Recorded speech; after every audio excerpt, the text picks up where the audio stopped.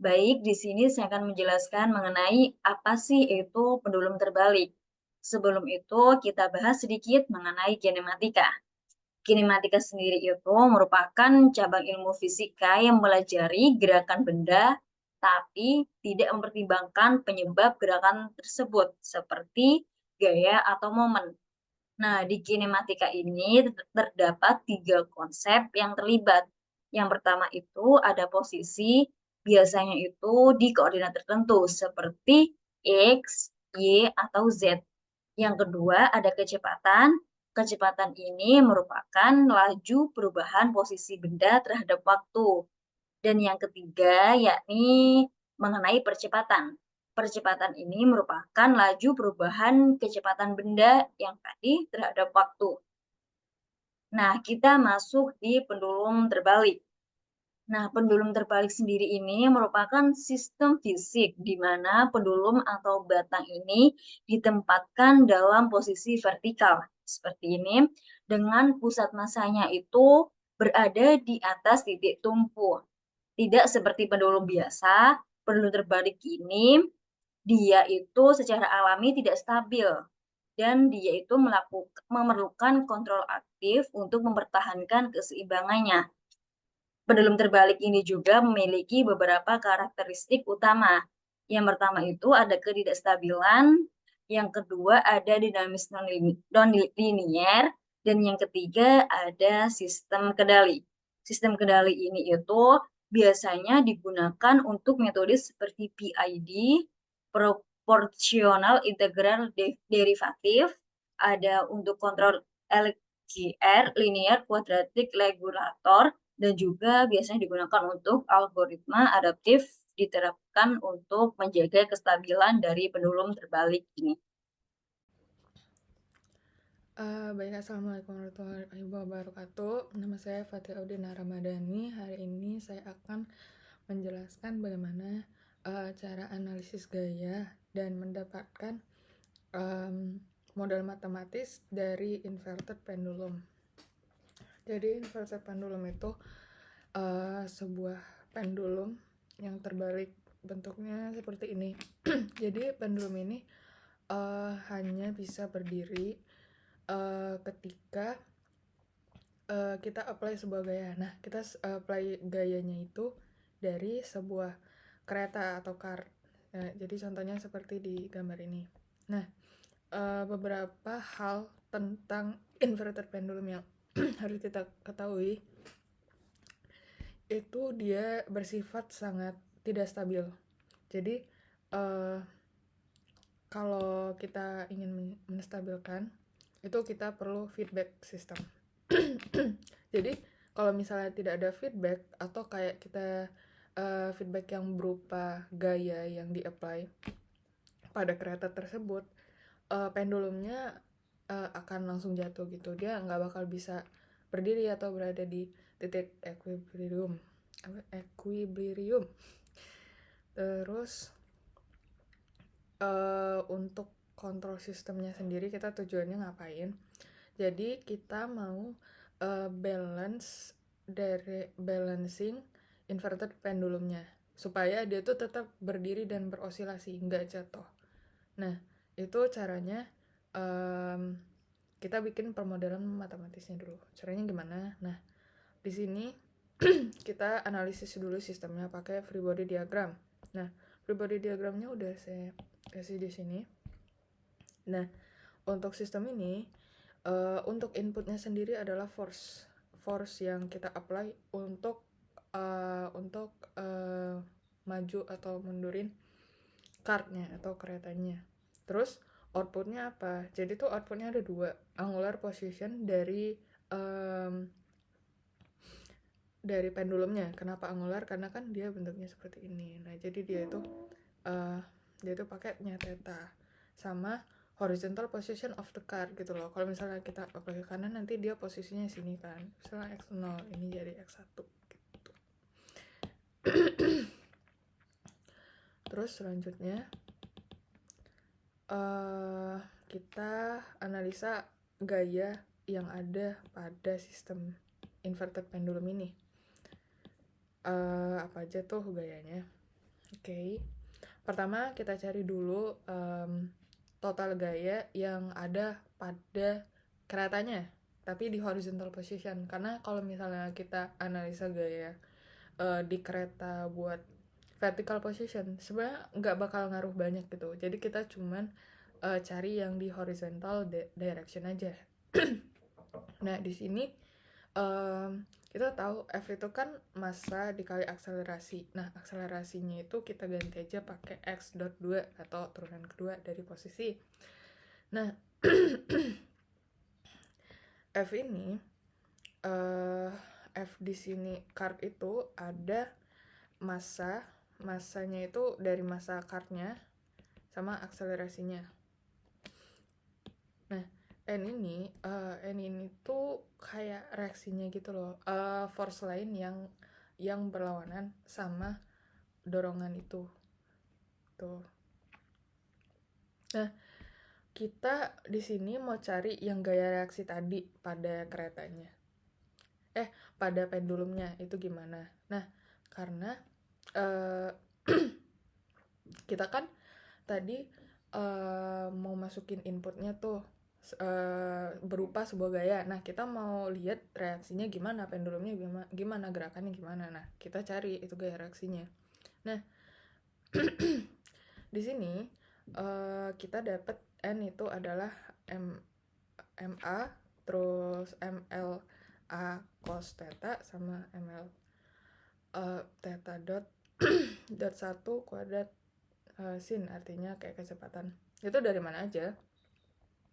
Pertama yang mx dot 2 itu dari akselerasi gravitasi. Ini dia mempengaruhi gerakan dari pendulum itu. Jadi kalau misalnya dia ngarah ke kanan, dia ngarah ke bawah gitu loh. Maksudnya ditarik oleh gravitasi gitu. Simpel aja mg karena karena cuman gravitasi, jadi kita masukinnya mx dot 2 maksudnya.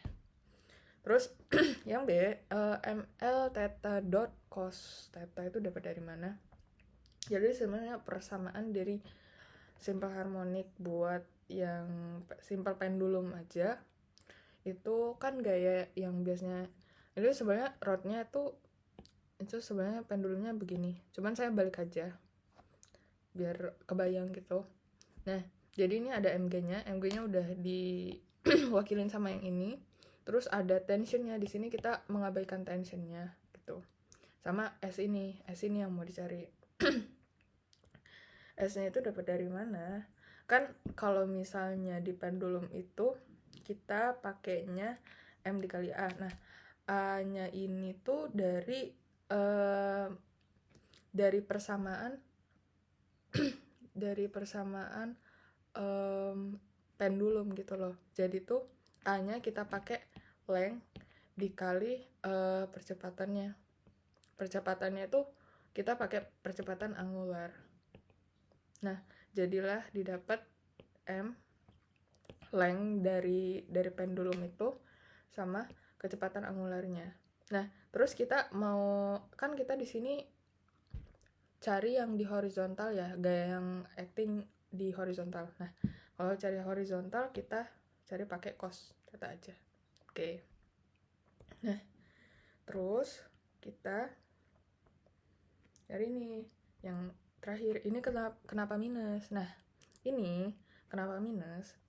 Karena sebenarnya gaya yang terakhir ini adalah centripetal force. Centripetal force itu sebenarnya dia nggak ngarah ke kanan atau ngarah ke kiri, dia tuh sebenarnya ngarah ke bawah. Kalau misalnya kita mutar sesuatu, dia bakal ada centripetal force yang ngarah ke bawah.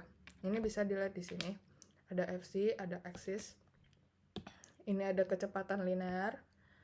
Ini ada kecepatan angular. Nah, kita mau cari gimana kecepatan centripetal ini mempengaruhi gaya pendulum secara horizontal gitu.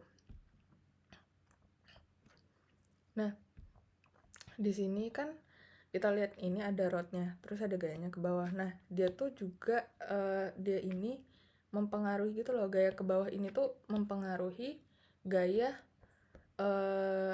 yang ada pada B tadi, B sama A tadi. makanya dia minus. Gini loh, maksudnya misal kita tarik ke sana, tapi kalau misalnya ada orang yang narik ke bawah, itu tuh juga kita lebih sulit kan, maksudnya nggak lebih sulit kalau misalnya ada orang yang narik dari kiri, tapi tetap sulit juga gitu. Nah, jadi itulah kenapa dia jadinya minus, karena ini affecting gitu loh.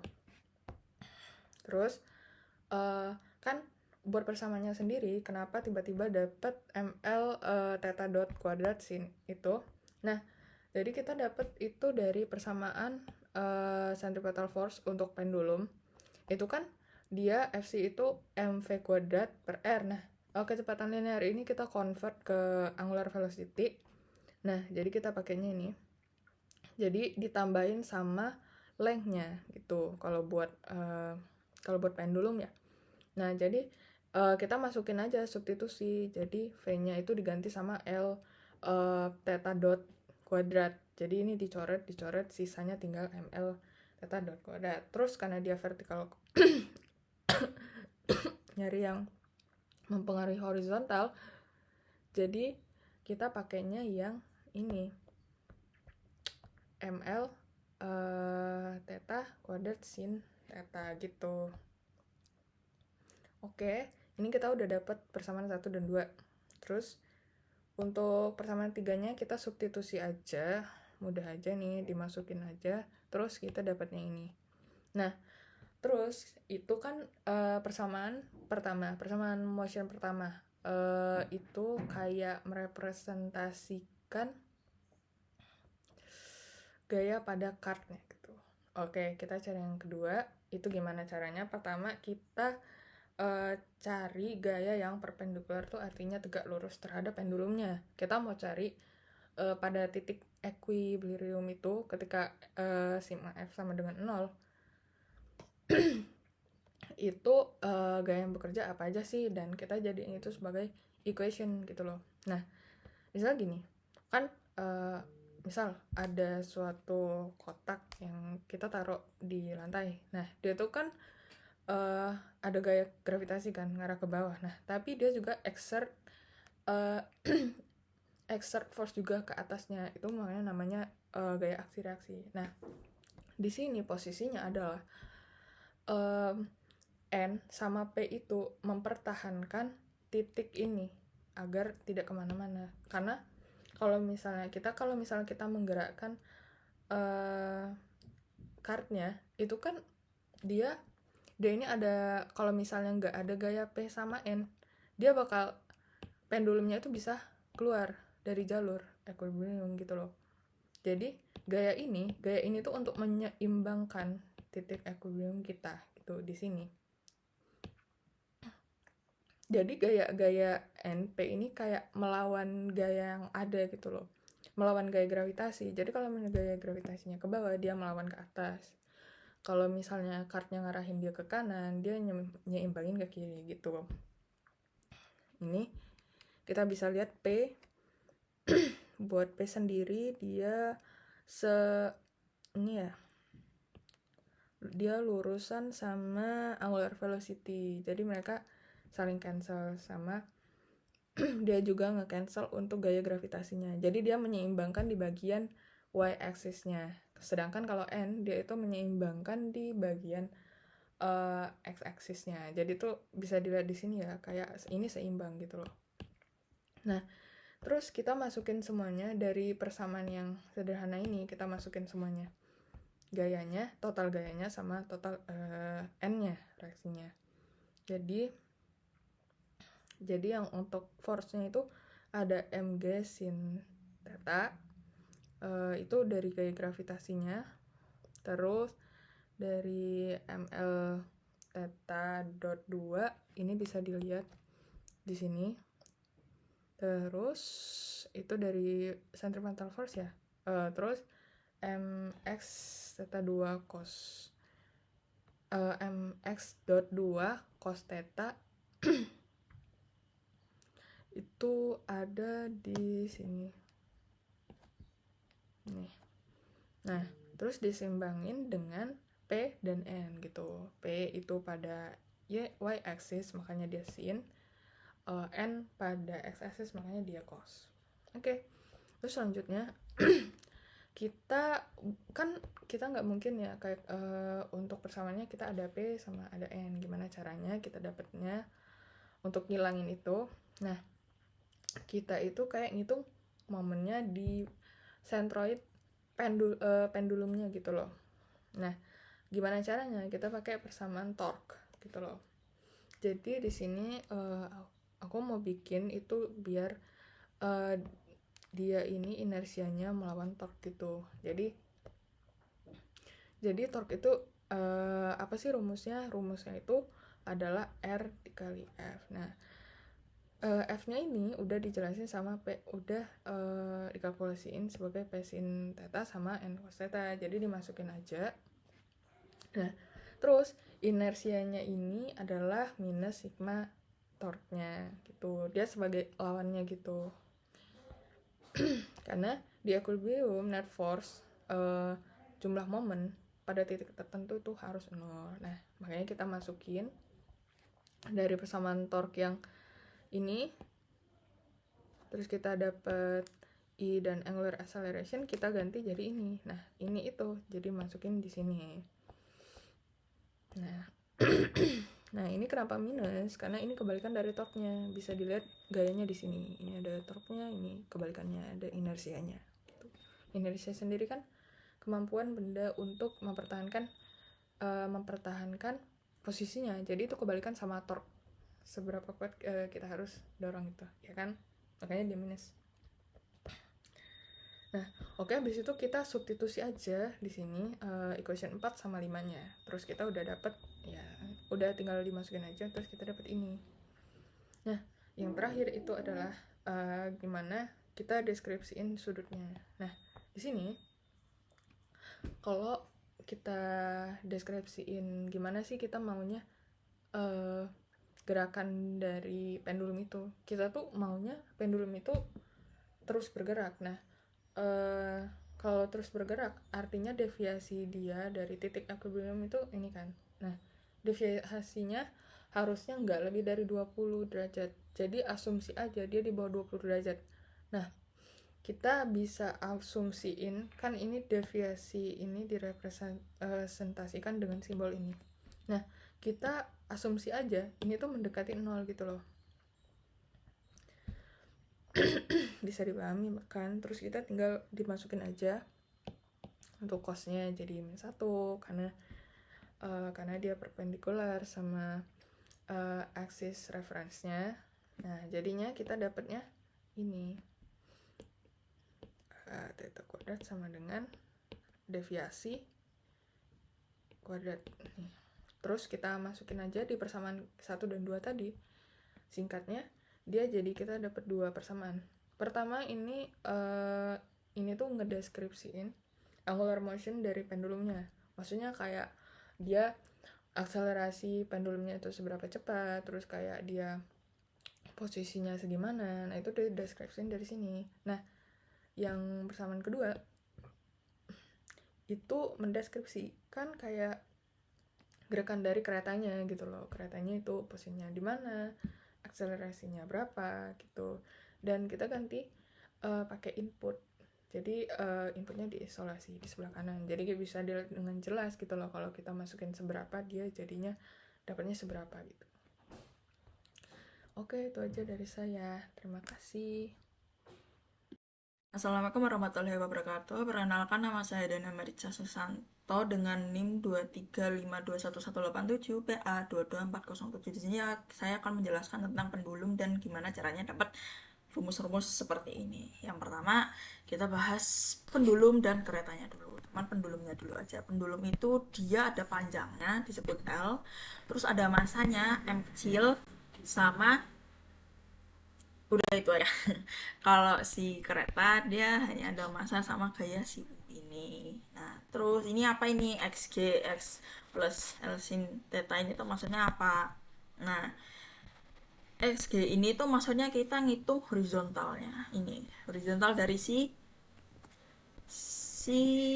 pendulum. Pendulum. Jadi dia ini yang sini. Sini. Nah, kita ngitung itu. X itu apa? X itu ini.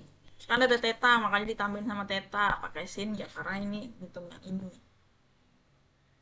Habis itu kita ada YG. YG ya versi vertikalnya aja gitu. Atau bisa dibilang waktu pendulumnya ini lurus tegak sama si garis P ini atau si garis si V itu lurus tegak. Makanya dia YG L cos theta. Terus kita kalau mau ngitung torsi pendulum itu kan harus tegak ya. Nah, karena kita mau membuat pendulumnya stabil, makanya TV itu lebih besar daripada TH. Makanya di sini rumusnya torsi dikurangi torsi V dikurangi torsi sama dengan torsi V dikurangi torsi H. Nah, terus dari sini didapatkan sih ini persamaan pertama kita tuh ini buat hitung tegaknya sih torsi. Lanjut. Setelah itu kita menghitung gaya Fx sama Fg. Fx itu gini, seperti biasa Fx itu gini, Fg itu gini. Yang satu tiduran, yang satu berdiri. Kalau Fx sini kan sama aja kayak masa kali percepatan. Nah, karena percepatan itu turunan kedua dari jarak, maka menggunakan rumus d kuadrat per dt kuadrat. Nah, si h itu kan cuma ada kanan kiri tanpa ada penolakan sama sekali. Pendulum aja ya, u ini nggak dipakai karena kan pendulumnya doang, berarti yang ini doang. Sedangkan u ini kan dari keretanya. Berarti u-nya ini nggak pakai, makanya cuma satu, dia cuma h doang. M kecil, masa pendulum itu M kecil. Tadi yang d kuadrat per dt kuadrat itu tinggal dikali sama xg. Xg itu apa? Xg itu persamaan yang ini tadi, persamaan yang itu, ini persamaan satu. Nah, persamaan yang itu ya udah tinggal dimasukkan aja M d kuadrat dikali ini bla bla bla bla. Terus yang FY yang lurus ini naik turun vertikal yang gini itu sama aja. Bedanya karena dia si pendulumnya ini tuh ada gaya ke bawah, yaitu namanya MG. Nah, ini makanya gara-gara ada gaya ke bawah nggak cuma lurus doang kayak si H yang bisa kanan kiri tanpa ada gangguan, dia ada MG. Nah, karena ada MG jadinya si V ini digolongin sama MG. Abis itu sama aja, cuman ketambahan MG aja. Nanti tinggal dimasukin aja YG. YG berarti yang ini, persamaan yang itu. Udah masukin itu dapat rumus ini. Nah, kita kan udah nih pendulum udah. Yang persamaan kedua, ini persamaan ketiga. Udah dapat semua nih yang pendulum. Lanjut. Sekarang kita bahas yang kereta. Nah, kalau yang kereta ini dia keganggu sama si H-nya ini. Apa ada kalau dari rumus sebelumnya itu kan sama kayak F sama N gitu kan. Nah, itu cuman bedanya dia pakainya H sama U. Cuman sama aja gitu karena U ini ada penolakan dari H, jadinya U ini kurangin sama H, habis itu sama aja. Cuman karena di sini dia kereta, kereta kan yang besar, makanya di sini kita pakainya M besar, bukan pakainya M kecil gitu. Nah, ini persamaan keempat. Nah, karena kita mau menyeimbangkan pendulumnya, maka ini harusnya ada tulisan sin di depannya, tapi kayaknya kepotong. Harus ada tulisan sin theta itu sama dengan theta, atau cos theta itu sama dengan 1. Dan maksudnya tuh 0. 0 itu kenapa? Ini maksudnya percepatan sudutnya 0. Karena kan kita stabil ya, diem ya, makanya harusnya 0. Kalau ada angka 1 kan berarti dia bergerak 1 gitu atau gimana. Nah, biar kita dapat ini kita nemuin persamaan yang ini. Persamaan 5 6 7 5 6 7. Nah, habis itu ini kan kita udah dapat nih. Persamaan itu udah dapat. Kita substitusikan persamaan 6 yang ini dengan persamaan 4 yang yang kereta, gaya kereta.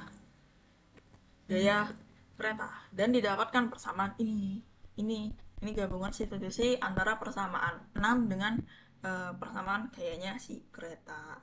Udah, lanjut. Ini mereka bertiga juga akhirnya digabungin juga, tapi caranya si H dimasukin ke sini, terus si V dimasukin ke sini dan didapatkan hasil ini. Nah, didapatkan hasil ini. Atau bentuknya bisa juga kayak gini, sebenarnya sama aja cuman beda bentuk aja. Baiklah, sekian terima kasih. Wassalamualaikum warahmatullahi wabarakatuh. Baik, di sini saya akan menjelaskan mengenai transfer function dari pendulum terbalik atau inverted pendulum. Nah, seperti yang terlihat di layar, di sini terdapat suatu kereta dan juga terdapat suatu pendulum terbalik. Nah, kalau kita menginginkan pendulum ini dalam bentuk tegak lurus, otomatis tetanya ini haruslah 180 derajat. Nah, kita menginginkan kalau pendulum itu tetap tegak lurus, dalam artian tidak bergerak ke arah kiri maupun bergerak ke arah kanan. Oleh karena itu, kita bisa menganalisis gaya-gaya apa saja yang terdapat di charts ini atau di kereta ini, sehingga bisa membuat pendulum tadi itu tegak lurus. Maka dari itu, kita langsung kita langsung saja ke di sini ada gaya-gaya apa saja. Nah, di pendulum terbalik ini terdapat massa dari keretanya atau dilambangkan dengan M besar. Dan juga terdapat massa dari pendulumnya, dan juga terdapat momen inersianya juga. Sebelum itu, di sini juga sudah terdapat nilai-nilainya. Massa dari keretanya itu di sini 0,5 kg, massa dari pendulumnya itu 0,2 kg. Nah, untuk yang B ini itu merupakan koefisien dari charge ini, yaitu sebesar 0,1 Newton per meter per second. Nah, untuk L ini merupakan panjang dari pendulumnya. Untuk I sendiri itu merupakan momen inersia dari pendulumnya. Di sini juga sudah ada nilainya sebesar 0,006 kg meter pangkat 2. Dan juga di sini juga ada gaya yang menyebabkan kereta itu tadi bergerak atau charge tadi bergerak, dan juga terdapat X. X ini merupakan posisi koordinat dari charge ini. Dan juga yang pastinya terdapat sudutnya atau tetanya. Langsung saja untuk hasil akhirnya di pendulum terbalik ini kita mendapatkan dua persamaan, yakni persamaan nomor 10 dan juga persamaan nomor 11. Setelah mendapatkan tadi persamaan nomor 10 sama nomor 11 tadi, kita ke transfer function-nya. Nah, seperti yang kita ketahui, di transfer function ini kita akan mentransformasikan ini dengan persamaan Laplace. Seperti yang kita pelajari juga bahwa kalau persamaan pertama di Laplacein itu jadinya kan S aja.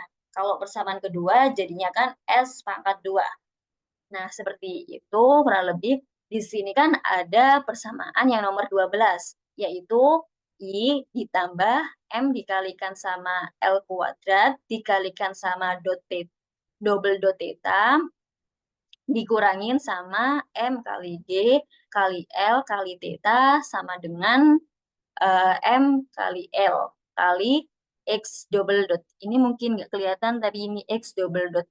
Tuh. Nah, untuk persamaan ini kita transformasi Laplace-kan.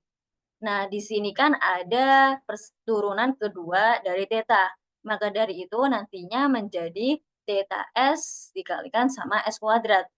Di sini juga sama, ini turunan kedua dari X, jadinya X pangkat 2, di mana X ini merupakan koordinat dari pendulum tadi.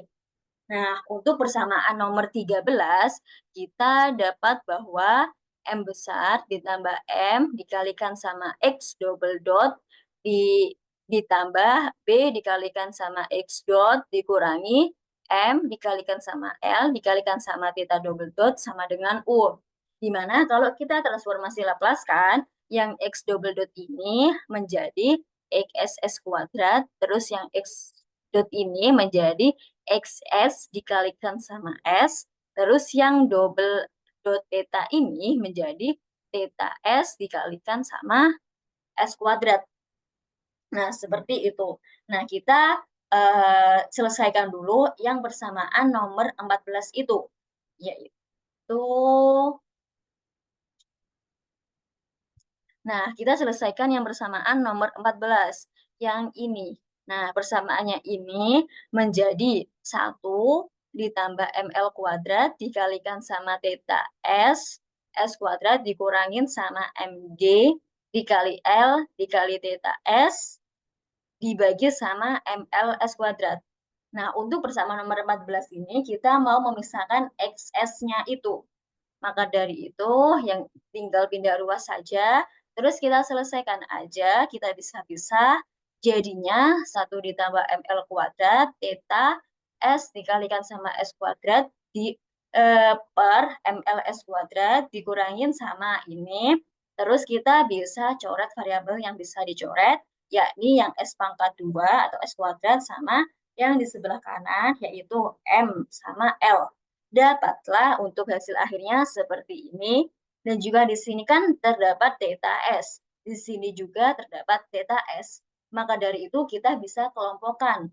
Jadinya untuk persamaan akhir dari XS ini yaitu 1 ditambah ML kuadrat dibagi sama ML dikurangin sama G per S maksud saya dikalikan sama theta S. Kita dapatlah sudah yang XS ini. Nah, XS ini itu buat apa sih? XS ini nantinya akan disubstitusikan ke persamaan nomor 15. Yang sini kan terdapat XS ini juga. Nah, nanti akan diganti sama nilai yang itu. Nah, mungkin kita langsung yang di bawah aja, yang di persamaan nomor 15 tadi. Nah, persamaan nomor 15 tadi kan yang ini, kita ganti nilai XS-nya. Nah, di persamaan nomor 15 berarti tinggal XS ini diganti sama nilai ini, yang ini juga diganti, dapatlah persamaan seperti ini. Nah, seperti yang tadi juga, di sini kan ada theta S-nya. Jadi, kita tinggal kelompokkan saja, jadinya theta S dikalikan sama nilai ini. Nah, setelah ini kita bisa pecah jadi 3, yaitu nilai yang ini, yang M ditambah M kuadrat, dikalikan 1 ditambah ML kuadrat, dibagi sama ML, dikurangin sama G per S kuadrat, dikalikan sama S pangkat 2, ditambah yang B, dikalikan sama 1 ditambah ML kuadrat per ML, dikurangin sama G per S pangkat 2, dikalikan sama S, kita nanti bisa-bisa yang tadi yang ini sama yang ini kita pisah, dan yang terakhir yaitu M dikalikan sama L dikalikan sama S pangkat 2 sama dengan U per S. Nah, setelah kita pisah, jadinya nanti seperti ini, berarti yang ini tadi kita bisa jadi seperti ini. Nah, ini kan yang ada M besar ditambah M, di mana yang tadi itu M besar, saya ingatkan lagi, M besar ini merupakan massa dari charge, dan M kecil ini merupakan massa dari pendulumnya. Mohon maaf, jadi tinggal dikalikan saja yang nilai ini, dikalikan sama ini, sama dikalikan sama yang itu. Jadi dapatlah hasil seperti yang di bawah ini. Nah, ini hasilnya buat apa sih? Nah, hasil yang di bawah ini buat kita memisahkan, yaitu yang ada variabel S-nya, seperti itu. Nah, yang ada variabel S-nya itu kan yang persamaan yang kedua ya berarti ya, yang ini kan yang ada variabel S-nya, ya kan berarti variabel dari S pangkat 2. Nah, kalau yang tidak ada variabel S-nya itu tuh merupakan konstanta. Seperti itu. Nah, yang untuk persamaan yang ini juga kita pisah seperti ini. Nah, ini berarti yang kalau yang di sebelah sini merupakan dari persamaan dari variabel S, yang di sebelah sini juga, yang sebelah sini merupakan konstanta. Maksud saya seperti itu. Nah, kalau sudah dapat seperti itu, diapakan? Tuh. Nah, kalau sudah dapat, kita tinggal menggabungkan. Yang tadi ada variabel S-nya aja. Ini berarti kita gabungkan, terus tinggal dikalikan sama S pangkat 2-nya. Yang ini juga berarti yang persamaan ini dikalikan sama S. Terus dikurangin sama yang tadi, yang persamaan yang belum kita pisah, yaitu MLS pangkat 2. Setelah dapat nilai ini yang telah kita gabungkan, kita keluarkan untuk yang variabel S pangkat 2-nya ini. Jadilah nilainya seperti ini. Jadi sama aja kan ini, kan di sini juga ada S pangkat 2 kan, tinggal dikelompokkan saja, terus ditambah B dikalikan sama ini ditulis ulang berarti yang nilai ini, karena ML-nya ini udah karena udah di sini kan, ini kan dia ikut yang S pangkat 2. Jadi yang di sebelah sini cuma tinggal G-nya aja. Mungkin seperti itu. Tuh bisa kita ibaratin sebagai nilai Q. Untuk apa? Ini itu untuk memudahkan saja. Nah, setelah dilakukan perhitungan, dapatlah nilainya ini. Jadilah ini kan persamaan polinomial kan, karena di sini pangkatnya berkurang. Nah, setelah dapat, ini itu merupakan penyebutnya. Kok bisa merupakan penyebutnya? Karena tadi itu kan kita mau nyari dari persamaan ini kan, kita kan mau nyari X theta S dibagi sama US sama ada satu lagi, yaitu mengenai XS dibagi sama US. Dari sini kan didapat nilai theta S per US. Nah, di sini itu menggambarkan hubungan antara gaya US dan juga sudut pendulum theta S. Dan juga di sini kan terdapat nilai XS per US, di mana di sini itu kan menggambarkan hubungan antara masukan gaya atau input dan juga posisi kereta. Untuk transfer function-nya didapatlah seperti ini. Jadi kalau kita lihat di yang kita pelajari tadi itu hasilnya sama.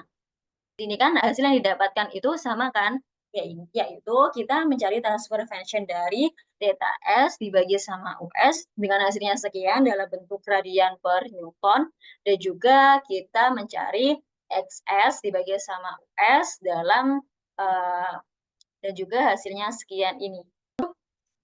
Nah, untuk nilai theta S per US ini kita fokuskan pada persamaan yang mengatur gerak sudut dari pendulum ini. Jadi kita mengeliminasi yang XS-nya. Nah, untuk sebaliknya, untuk yang XS tadi, yang mengenai jarak kereta tadi, kita fokuskan pada translasinya charge tadi, yaitu kita mengeliminasi theta S-nya. Nah, di sini juga terdapat kode MATLAB atau kita juga bisa running di Python dengan cara menambahkan aja library-nya. Di sini kita akan mencoba menggunakan Python. Terus ini juga perlu library control sama collimator, di mana kita harus install terlebih dahulu. Kita install, nanti outputnya akan seperti ini. Dan juga yang kolimator juga sama.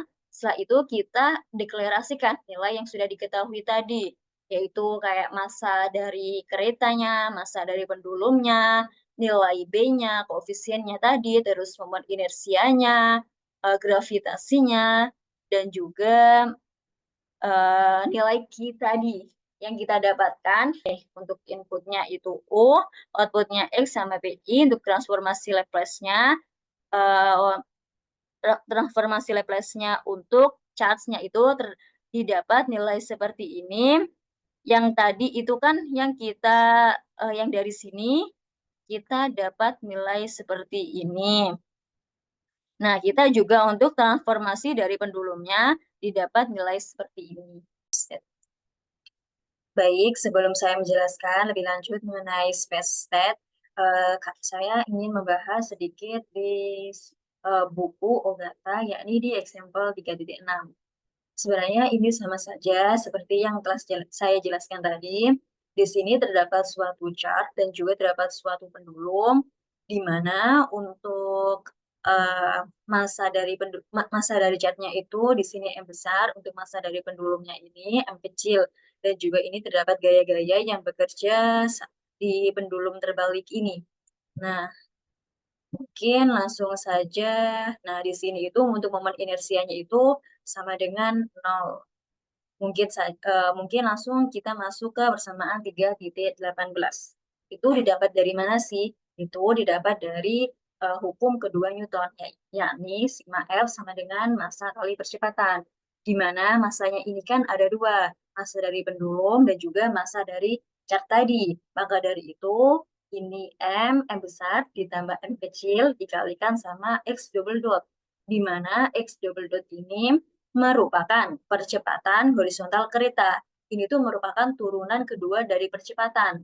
karena chart ini berada di suatu garis horizontal, maka dari itu disimbolkan dengan X double dot.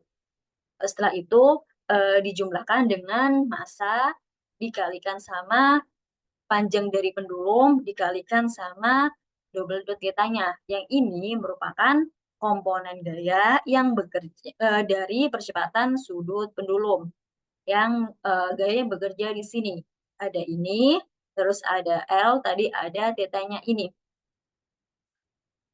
Untuk persamaan nomor 3.18 mungkin seperti itu. Oh ya, dan juga U ini merupakan gaya kontrol sebagai input yang ini. Maka dari itu dia diberikan gaya input, maka dia menyebabkan chart tadi bergerak.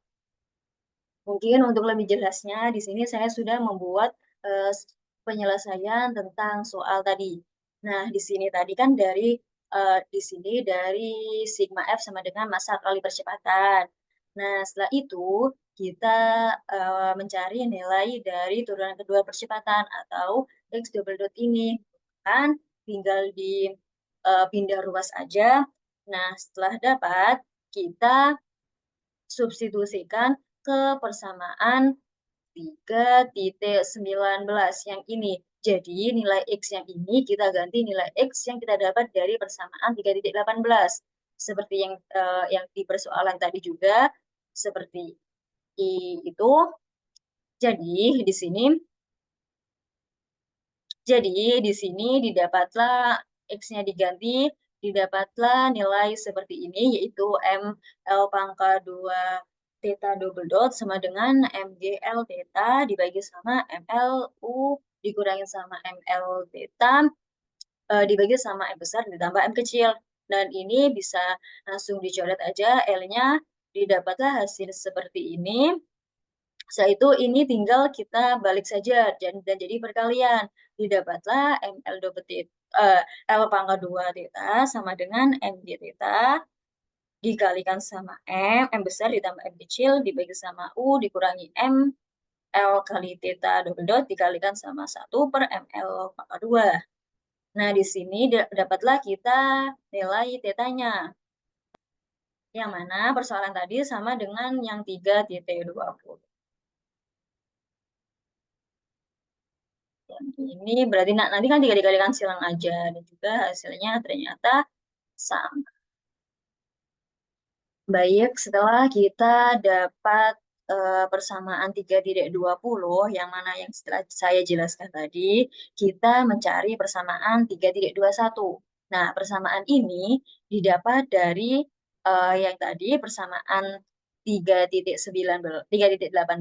maaf yang ini kita ganti nilai theta double dotnya, yaitu menjadi seperti ini. Jadinya M besar ditambah M dikalikan sama X double dot ditambah M dikalikan sama L dikalikan sama ini. Setelah itu kita U-nya kita pindah ruaskan. Setelah itu kita tinggal coret-coret saja yang bisa dicoret dan dapatlah nilai X double dotnya seperti ini. Nah, hal ini sama seperti persamaan 3.21 kan, tinggal nanti dikalikan silang saja. Nah, sudah dapat persamaan 3.20, 3.21. Nah, untuk langkah selanjutnya, kalau kita ingin mencari transfer function-nya gimana? Kita tinggal transformasi ke Laplace-nya aja. Di sini juga saya sudah membuat sedikit penjelasan, yakni dari persamaan tadi yang ini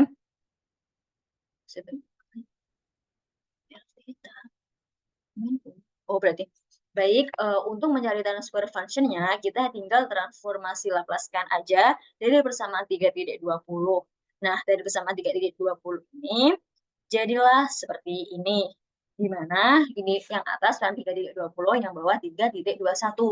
Yang mana ini untuk 3.20 kalau ada turunan kedua, kita transformasi Laplace-kan kan jadinya S pangkat 2. Jadinya ini theta S dikalikan sama S pangkat 2. Kalau cuman dia itu tidak merupakan turunan, dia kan berarti cuman theta dikalikan sama S. Seperti itu. jadinya U-nya juga sama.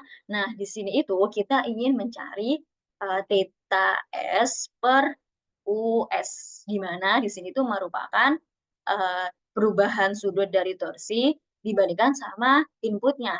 Kan transformasi Laplace sendiri kan merupakan, output dibagi sama input, seperti itu.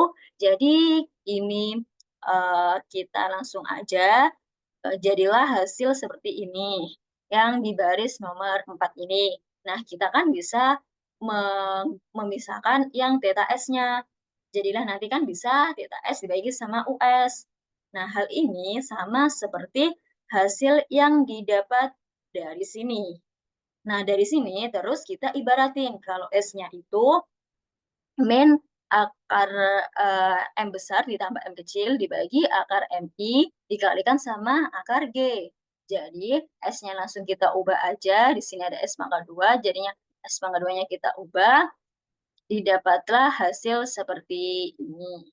Mungkin untuk transfer function-nya sampai di sini. Oke, selamat siang. Jadi di sini saya akan menyampaikan tentang pengaplikasian pendulum pada sistem kontrol. Jadi pada dasarnya pendulum sendiri dapat diaplikasikan pada sistem kontrol.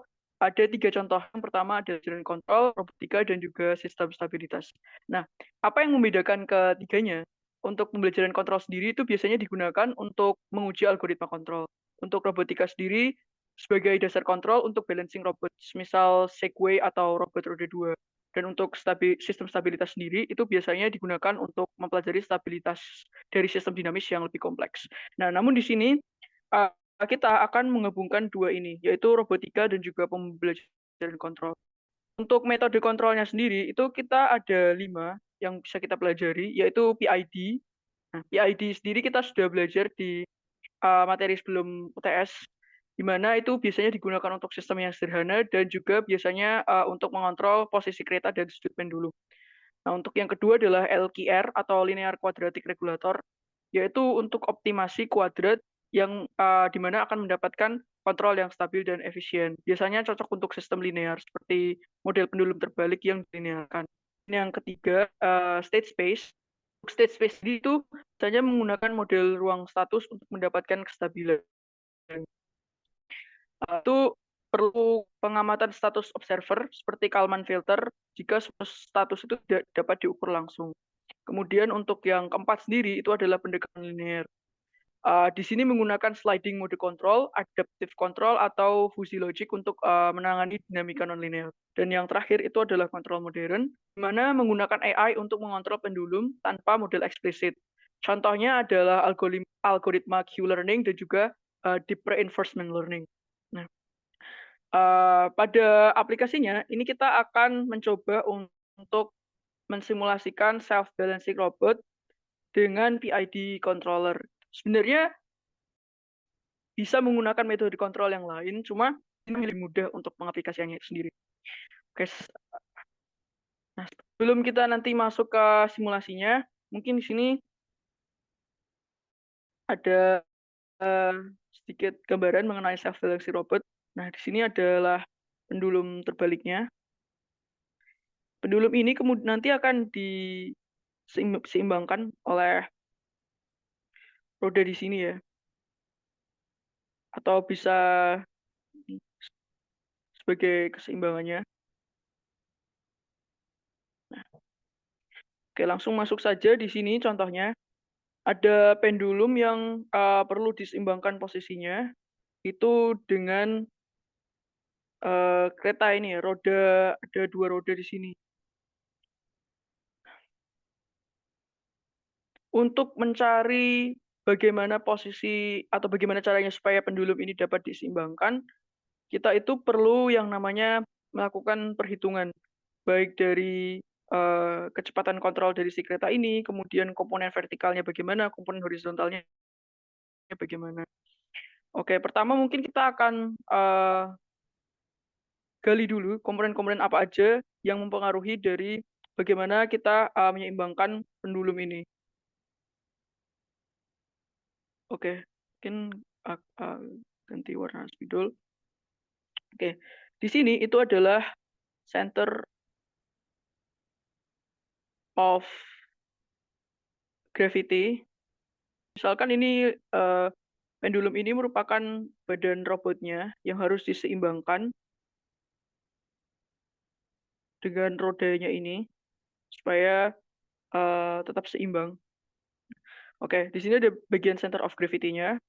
Kemudian di sini adalah di sini ada komponen horizontal yang diwakili oleh huruf H,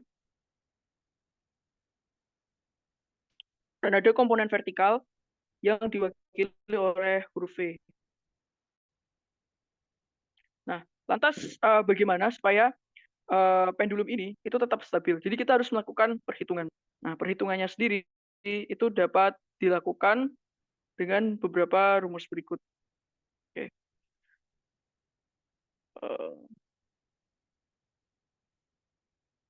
Oke, di mana yang pertama itu adalah untuk mencari komponen horizontalnya. Di mana kita lambangkan di sini tadi H, di mana komponen horizontal sendiri dapat dicari dengan mengalihkan massa yang dikali kecepatan. Ini keturunan dari jarak ya. Dikali dengan X ditambah L sin theta. Nah, L sendiri apa?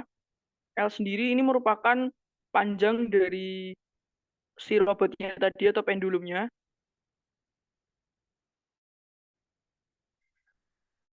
Kemudian tetanya itu adalah teta yang dimaksudkan teta di sini. Tetanya ini. Nah, kemudian itu untuk mencari komponen horizontalnya. Nah, untuk mencari komponen yang berikutnya, itu merupakan komponen vertikalnya. Nah, komponen vertikal sendiri itu dapat dicari menggunakan rumus massa yang dikali turunan jarak terhadap waktu atau kecepatan dari L yang dikali cos theta. Oke, ini mungkin harus diperkecil lagi supaya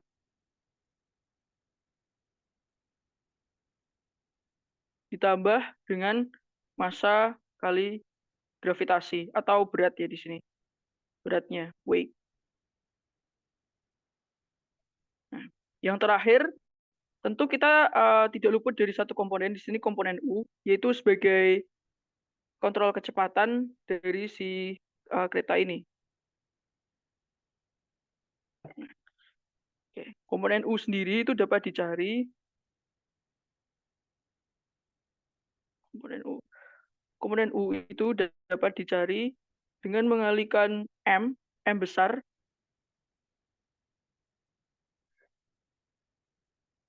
ya, dapat dicari dengan mengalihkan M dikali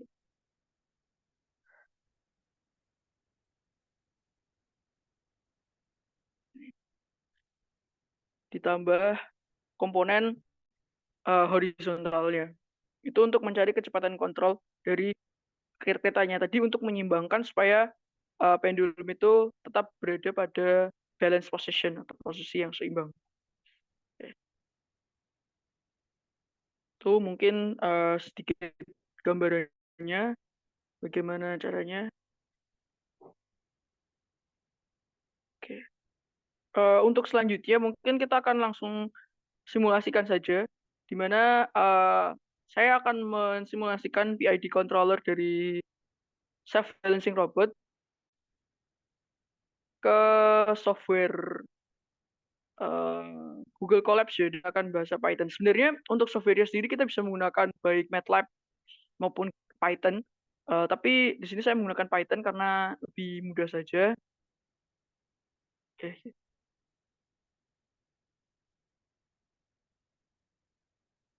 Baik, di sini adalah source code yang telah saya coba implementasikan di Google Colabs. Oke, untuk menghasilkan ini ya nanti hasil akhirnya adalah robots balance simulation dari angel versus time-nya sendiri dan juga control force versus time sendiri. Oke. Yang pertama di sini kita tentu mengimport library NumPy dan juga Matplotlib untuk bagian plot grafiknya. Nah, di sini kita juga menggunakan beberapa parameter seperti massa robot yang dibatasi bukan dibatasi ya, tapi dimasukkan 1 kilogram. Nanti mungkin bisa untuk mas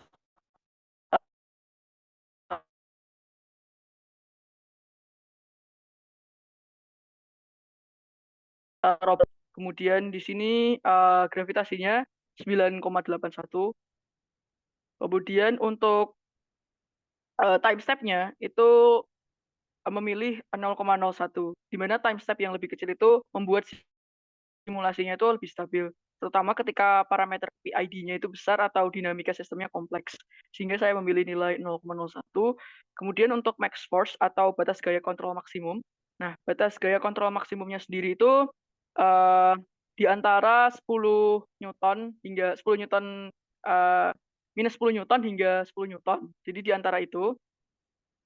Kemudian untuk parameter PID lebih kecil seperti KP, KI, dan KD-nya itu, nah ini ya, adalah 50, 0,5, dan 5. Itu disesuaikan untuk menghasilkan respons yang halus dan mencegah osilasi yang tidak diinginkan. Oke, di sini ya, ada previous error dan integral. Nah, untuk proses simulasinya itu kita akan mulai dari sini, fungsi dinamika. Di bagian fungsi dinamika, itu ada menghitung bagaimana keadaan robot, baik sudut θ-nya dan juga kecepatan sudutnya, itu berubah berdasarkan gaya kontrol U-nya. Tadi kan kita sudah bahas juga terkait U-nya sendiri bagaimana. Terus mungkin kita di sini ada bagian PID controller atau fungsi kontrol PID-nya, itu menggunakan error di mana beda-beda antara sudut target dan sudut saat ini untuk menghitung gaya kontrol U sendiri. Dan juga derivatif ini dan integral yang digunakan untuk respons yang lebih cepat dan juga akurat. Oke, kemudian ada loop simulasi. Nah, dalam setiap time step itu akan menghitung error, terus kemudian menggunakan PID untuk menentukan gaya kontrol U. Juga membatasi U itu dengan fungsi npclip, ya, agar berada dalam rentang yang diizinkan. Kemudian memperbarui kondisi robot berdasarkan dinamika sistem. Seperti yang kita tahu bahwa PID itu kan konsepnya merupakan closed loop, sehingga outputnya itu kembali menjadi input untuk tahu berapa errornya dan bagaimana untuk fix errornya itu sendiri. Nah, nanti di sini ya menggunakan for untuk update state-nya, terus kemudian simpan datanya, menggunakan npclip-nya tadi. Kemudian untuk visualisasi hasilnya itu ada dua di sini. Ada grafik yang sudut versus waktu, angle-nya itu berapa. Kemudian yang kedua itu merupakan gaya kontrol versus waktu untuk menampilkan gaya U yang diterapkan selama simulasi. Nah, di sini dapat kita lihat hasilnya. Ya.